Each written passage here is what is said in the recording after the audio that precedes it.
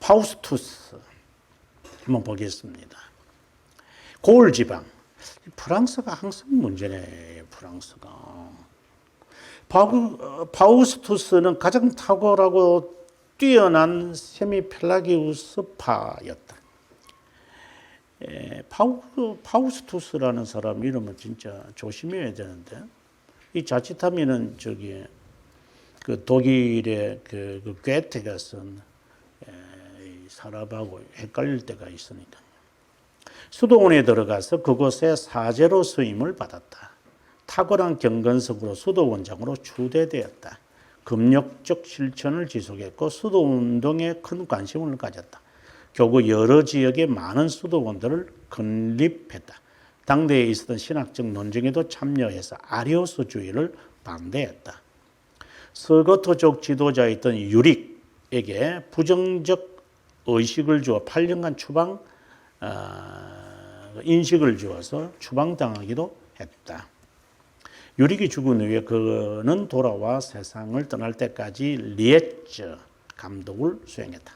그는 평생 펠라기우스주의를 반대했지만 예정론에 대해서는 아우구스티누스와 반대 입장을 취했다.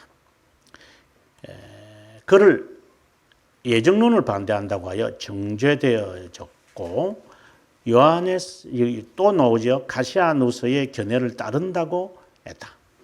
그는 칭의 시작에 선행적 은혜의 필요성을 부인하고 의지를 은혜에 이루고 그것을 붙잡는, 자, 이게 이제 중요한 말이 나왔죠. 방금 우리가 말하는 이 사람이 처음으로 이제 작은 갈고리라고 하는 단어를 씁니다. 앞서 제가 말했지만 세미펠라기우스주의들이 잘 쓰는 단어, 하나님의 은혜를 받기 위해서는, 초자연적 은혜를 받기 위해서는 아주 선행이 있어야 한다라는 것과, 그는 이제 비탈리스와 같은 사람들이 이제 이걸 주장하거든요. 그 다음에 이제 프로스티우스라는 사람은 작은 갈고리에 조금 더 적극적으로, 그래서 하나님의 은혜를 이제 낚아채자, 이런 이제 이야기를 하게 되어집니다. 하늘에 이르는 예정과 최종적 보존을 특별한 은혜에 대해서는 언급하지 않았다. 후기의 마실리아는 정통의 바른 노선에 머물렀던 초기 신앙을 전혀 따르지 않았다. 마침내 529년 정죄를 받고 말았다. 그 다음에 우리가 세미펠라기우스주의에 있어서 기억해야 될 또 사람이 있느냐, 제가 질문하고 제가 답하니까 재미가 없었을 때가 있는데 저는 이걸 즐겼던 것 같아요. 세미펠라기우스주의의 인물은 이제 스키티아, 지금의 그 유크레인 그 지역에 있는 사람들이라고 보시면 됩니다. 이제 이 사람들에 대한 이야기를 하는데 뭐 그냥 넘어가겠습니다. 하나님의 고통, 이런 말인데 직접적으로 뭐 관련이 없다고 봅니다. 그래서 그냥 넘어가도록 하겠습니다. 하나님의 고통, 이게 이제 고통이라는 이 말은 그냥 제가 간략하게 말한다면 이게 이제 나중 수도원 운동, 수도원 운동에 하나님의 고통이라는 말을 해요. 여기 발전하면 성북권한설이 돼요. 그러니까 부정적으로 가면은 성북권한설. 하나님 또 고통을 당했다. 이것을 스키티아 사람들이 주장을 해요. 근데 당시의 사람들은 하나님이 고통을 당했다니 말이 돼? 이렇게 이야기를 하고, 스키티아 사람들은 아니야. 정확하게 설명은 하지 않지만 하나님이 또 고통을 당한다. 고통을 당했다. 이렇게 하면서 여기 보면은 그리스도의 두 본성과 한 인격을 강조했다. 그러니까 인성은 고난 당했다. 이제 여기 이제 잘못 발전하면 이제 성북권한설이 되겠죠. 구별나기보다 구분된 두 본성으로 이해할 수 있었다. 구분된다면 네스토리오스파가 되겠죠. 그래서 그 이야기를 제가 한 거고, 그 다음에 이제 토마스라는 토미스라는 이것은 뭐 지금의 우즈벡입니다. 아니 유크레인이라고 생각하시면 돼요. 예, 본래 그들이 고레스 좀 더 올라가면은 한 1000년 정도 올라가면 고레스를 무너뜨린 고레스가 전쟁터에서 죽거든요. 성경에 나오는 고레스가 죽어요. 그때 토미스에 의해서 죽어요. 이 토미스라는 이름은 여성 전사예요. 아무튼 뭐 그런 게 있어. 이게 토미스라는 이름으로 여기는 지금 1000년 지나고 난 다음에 이야기니까 별 차이는 없지만 토미스 스키티아 이라면 지금의 유크레인 이렇게 생각을 하시면 아마 된다 말하고 싶습니다. 그 다음에 넘어가서 이제 더 중요한 인물이 있어서 이제 그냥 넘어가겠습니다. 그 다음에 넘어가서 스키티아 굉장히 설명을 많이 하네요. 제가요. 왜 이렇게 많이 하는지 저도 모르겠어요. 자, 그 다음에 이제 중요한 인물, 이제 이 사람에 대한 이야기를 지금 해야 됩니다. 세미펠라기우스주의는 어떤 역사적 흐름을 탔는가? 카시아누스에 대한 이야기입니다. 카이사리우스, 아글레의 카이사리우스라는 사람을 먼저 제가 이것도 프랑스입니다, 또. 하여튼 프랑스는 문제가 좀 있네. 레오닌 수도원에서 식당에서 일하는 자였는데 수도사들이 온전한 금욕적 삶을 행하지 않는다고 하여 음식들을 만족하게 주지 않자 대수도원장 포르카리우스는 그를 아글레로 의료진으로 활동하라고 보냈다. 그렇지만 그곳의 대수도원장 아에오니우스가 죽자 이제 거기에게 이제 33살로 대수도원장이 된다. 그런 일반 성도들에게 성경을 연구하게 했고 하나님의 말씀을 성례처럼 존중히 여기야 한다고 가르쳤다. 그리고 전쟁의 포로들을 구하기 위해 교회 장식물들을 팔기도 했다. 그러자 리키니아누스라 불리우는 공정인은 카이사리우스를 서로마 제국을 다스리고 있는 서고트족 알라리크, 서로마 제국을 몰락시킨 알라리크는 1세고 이 사람은 2세입니다. 고소했다. 카이사리우스는 보르도로 추방당했지만 무죄성이 증명되자 곧 돌아왔다. 데오도릭 대제, 이 사람도 꼭 기억을 해야 됩니다. 교회사에서 기억해야 될 이름, 요거는 이제 1세이기 때문에 제가 말하는 것은 1세. 이 사람은 서로마 제국을 410년에 몰락시킨 사람이고, 데오데릭은 476년에 서로마 제국을 역사 속에서 아예 없애버린 겁니다. 그래서 데오도릭 대제 410년에 알라리크 1세, 여기는 2세지만 1세를 제가 말합니다. 1세가 410년에 소로마 제국을 3일 동안 점령하고 떠나버렸다. 이게 다 이거는 서고토족이고 이 사람은 서고토족의 수장이에요.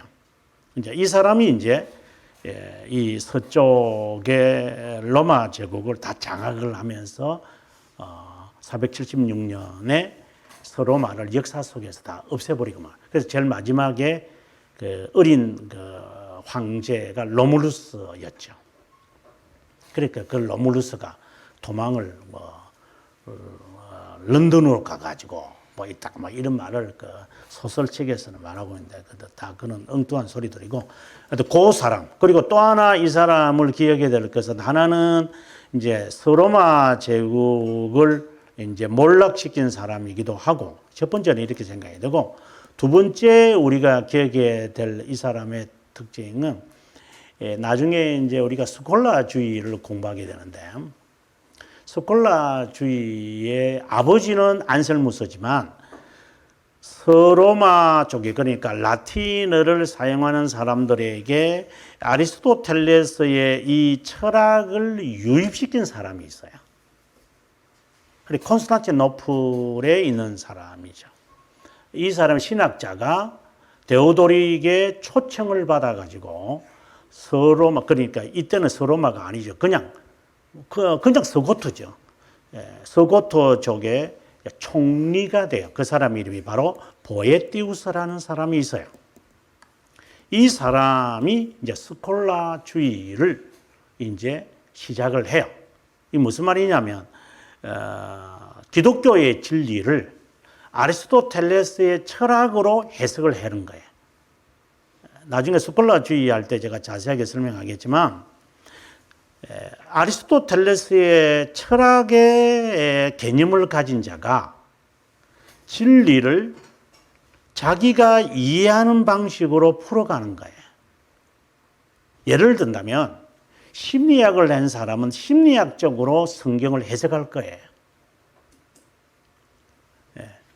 미술을 한 사람, 예술하는 사람은 예술하는 쪽으로 성경을 해석할 거예요. 역사를 한 사람은 역사적으로 성경을 해석할 거예요. 정치하는 사람은 정치하는 것만 쪽으로 갈 거예요.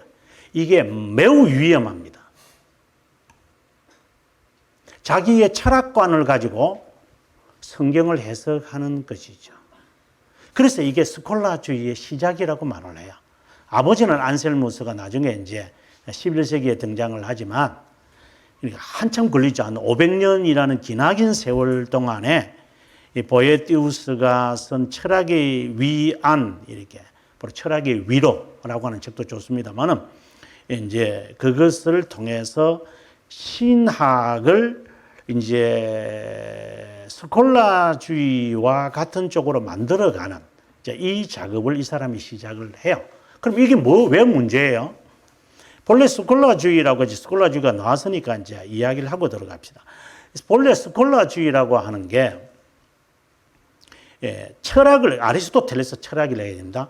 아리스토텔레스의 철학을 가지고 교부들의 신앙 또는 신학을 해석하는 거예요.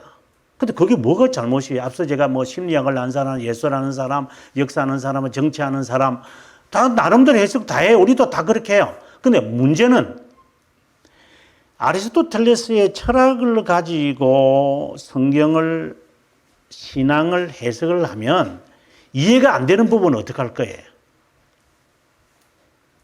그러면 빼버려요.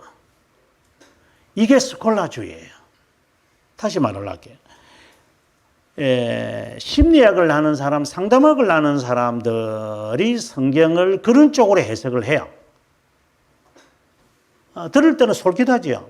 그런데 엄청나게 많은 것을 빠뜨릴 거예요. 그게 스콜라주의예요. 자기가 보는 관점으로. 공대 다니는 사람은 공대 다니는 쪽으로. 공무원들은 공무원 쪽으로. 자기가 갖고 있는 이 사고의 형틀로 기독교의 진리를 담아가지고 이해가 안 되면, 그래, 이해되는 것만 다 정리하고, 이해 안 되면 다 쓰레기통에 다 집어 던져버리는, 이게 스콜라주의예요. 그래서 스콜라주의에서 벗어나지 않으면, 지금, 17세기에 가면, 17세기, 칼빈 선생이나 1세대 사람들이 종교개혁자들이 다 죽고 나면 투레틴이라는 이제 학자가 등장해요. 개혁신앙을 스콜라주의로 바꿔버려요. 이게 정통의 시대라고 그래요. 그분은 훌륭하신 분이에요. 개혁신학자로서. 그러니까 청교도와 같은 시대에 살면서 자신들이 가지고 있는 이 철학을 가지고, 그래서 데카르트의 철학을 조심하라고 이제 선배들이 이야기한 거예요, 당시에도요. 그래서 이 자기가 갖고 있는 이 사고의 방식으로 기독교의 진리를 담는 것은 좋았어요. 그럼 안 담긴 건 어떻게 할 건데? 이게 스콜라주의입니다. 이게 보에티우스부터 시작하는 겁니다. 아주 조심하셔야 됩니다, 여러분. 나중에 이제 우리가 이야기할 것이기 때문에 미리 이제 앞으로 저 뒤에 있는 이야기를 제가 끄집어 당겨왔습니다. 저는 한국교회 지금의 저는 이렇게 역사를 보면서 볼 때 한국교회 지금 하는 아이들, 저는 아이들이라고 말하는데 신학자들, 바로 개혁파 스콜라주의자라고 저는 봅니다. 그러니까 자기들의 이해에 모든 것을 집어넣고 이해 안 되는 부분은 빼놓고, 그러니까 자기 연구하는 것만 다 갖고 이야기하고 자기가 모르는 분야는 중요하지 않는 것처럼 여기는, 이게 개혁파 스콜라주의였어요. 그래서 개혁파가 역사 속에서 200년 동안 사라진 것입니다. 사라졌다? 그건 아니고 좀 어쨌든 거의 유명무실하게 된 거예요. 개혁신앙이 그렇게 스콜라주의로 빠져야, 이게 조심해야 돼요. 저는 걱정을 해요. 그래서 제가 신앙 교리를 반드시 세워야 된다, 이렇게 말하게 되는 것도 그 때문인 거죠. 이게 뭐 저를 변호하는 거니까 뭐 좋은 말은 아니고. 데오도릭이라는 사람이 중요한 인물이고 알라리 1세가 중요한 인물이다, 이 말을 이제 하려고. 하여튼 그러한 그 시대에 가이사리우스가 등장을 했다. 가이사리우스는 철저하게 아우구스티누스의 제자였지만 한 100년 뒤의 이야기를 지금 100년이 그죠? 100년 뒤의 이야기를 지금 하는 겁니다. 예정을 그는 결코 인정하지 않아. 아우구스티누스의 제자면서 예정을 인정하네요. 아주 상당히 흥미있는 이야기들이 지금 전개되는 겁니다. 이것을 우리는 믿습니다. 세례를 통해 은혜를 받은 후 세례받은 모든 자들은 그리스도의 도움과 그분과의 협력으로 신실하게 노력한다면 이거 진짜 우스워서 진짜. 협력주의 뭐죠? 신의기점이잖아요. 신의기점이거든요. 신의기점, 협력주의, 신인, 협력주의. 무슨 사상이에요? 이게 어디서 와요? 오리게니스에서 와요. 오리게니즘이에요. 구원을 위해 필요한 모든 업무를 행할 수 있고 행해야만 합니다. 하나님의 능력으로 어떤 사람들은 악을 행하도록 예정되어 있다는 것을 우리는 믿지 않을 뿐 아니라, 그러니까 다 할 수 있는데 자기가 안 하는 거예요. 이것을 우리는 우리의 영의 건강을 위해 선행을 보면 시작하는 자가 우리가 아니고 하나님의 자비에 의해 도움을 받은 것이 우리가 아닙니다. 하지만 말은 또 이래 해요. 또 하나님의 은혜가 필요하다 그래요. 또 말은 그래 놓고 그다음에 우리 편에서 뭔가를 해야죠. 요게 여우입니다. 요게. 그러니까 앞뒤가 안 맞는 이야기죠. 그러니까 말로는 하나님의 은혜가 다 필요하다, 하나님께서 주신 것이다, 뭐 전적 은혜다, 뭐 수동적 은혜다, 무상의 은혜다, 영원한 은혜다, 이렇게 말을 해놓고 그래도 우리가 뭔가 해야 한대 이랍니다. 이단자들이. 지난 시간에 제가 말했지만, 그럼 우리는 뭐예요? 그러면 이런 사람들이 우리를 조롱하듯이 너희들은 그러면 감나무 밑에 가서 입덕 벌리고 있나? 그래서 제가 하는 말이야. 임무를 행하라. 은혜 받으려고 하지 마라. 성도의 의무이기 때문에 간절하게 기도하고 착할 자선도 행하는 거다. 이건 해야 될 것이다. 선택을 받은 자로서. 그것이 조건이라는 말로 딱 바뀌면,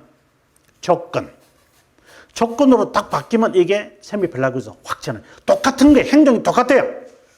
똑같이 열심히 내고, 똑같이 봉사하고, 똑같이 헌신하고, 똑같이 하나님의 말씀을 따라 살아가려고 해요.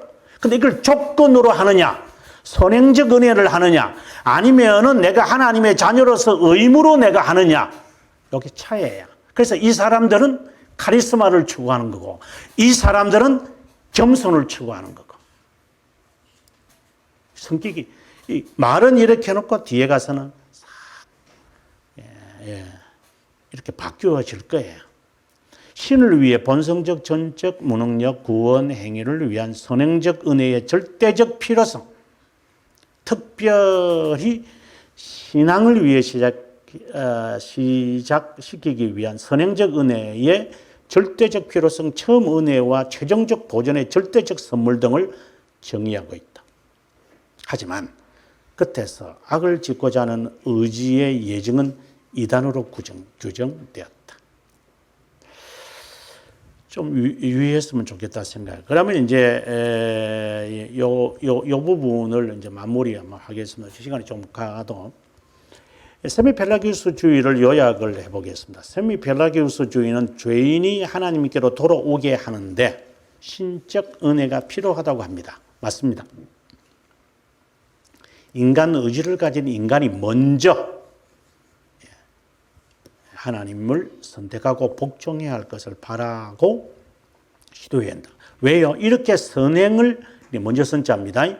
선행을 행할 수 있을 정도로는 타락하지 않았죠. 그래서 이것을 가지고 부분 타락이라고 그러는 거예요. 하나님의 은혜를 받도록 하나님을 감동시킬 수 있는 정도로 타락하지는 않았어. 이게 부분 타락. 그 다음 또 세미펠라기우스주의는 선행되는 어떠한 행위라도 부인하고 협력하는 은혜를, 자, 앞서도 이야기했지만 협력하는 은혜. 하나님의 은혜를 주면 거기에 내가 협력을 하면 하나님께서 더 큰 은혜를 주실 거야. 이러한 것. 이게 협력의 은혜는 그 로만 카톨릭의 전형물입니다. Cooperation, Cooperating Grace.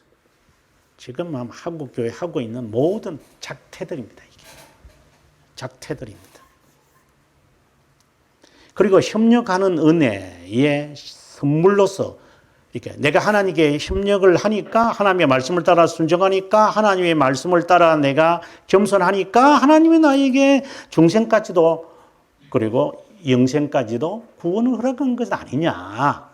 이런 식의 신앙이 협력하는, 하나님과 협력한 은혜다. 이렇게 말합니다. 쉽게 말하면 전적으로 타락하지 않았다는 거죠. 앞서 제가 부분 타락을 이야기했는데 바로 이 말입니다. 왜? 인간이 죄를 범할 가능성이 농후하지만 의지는 이게 이제 그 3, 4장 돌토레이터 3, 4장 5, 6, 2에서 2인가 3에서 요 말을 하거든요. 아르미니우스들이요. 그대로 합니다. 신적 은혜와 인간의 의지는 구원에 있어서 함께 사역해야지. 은혜와 인간의 의지가 똑같아요, 이게요. 똑같습니다. 아르미니우스파가. 구원에 있어서 함께 사역해야만 한다. 아우구스티누스의 예정론에 반대하여 카시아누스는 구원하려는 하나님의 우주적 의지론을 고수하며 예정론이 하나님을 선택할 사람이 누구인지 미리 알고 있다고 이해합니다. 예지라고 하는 말을 상당히 흥미있게 표현을 합니다. 그래서 세미펠라기우스주의는 펠라기우스와 아구스티누스 중간 입장을 고수하는 교리 체제라 할 수 있습니다.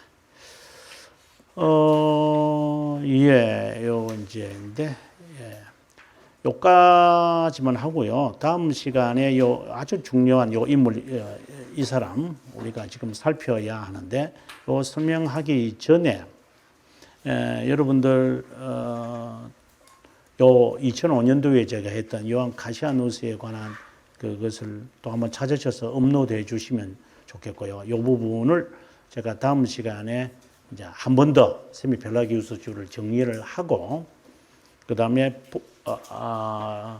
이제 아구스티누스보다 3년 후에 죽은 요하네스 카시아누스가 이제 본격적인 모든 것을 체계를 다 하거든요. 마치 이 영지주의를 발렌티니아누스가 정리한 것처럼 이 사람이 다 정리했으니까 우리가 한번 다음 시간에 공부하도록 하겠습니다.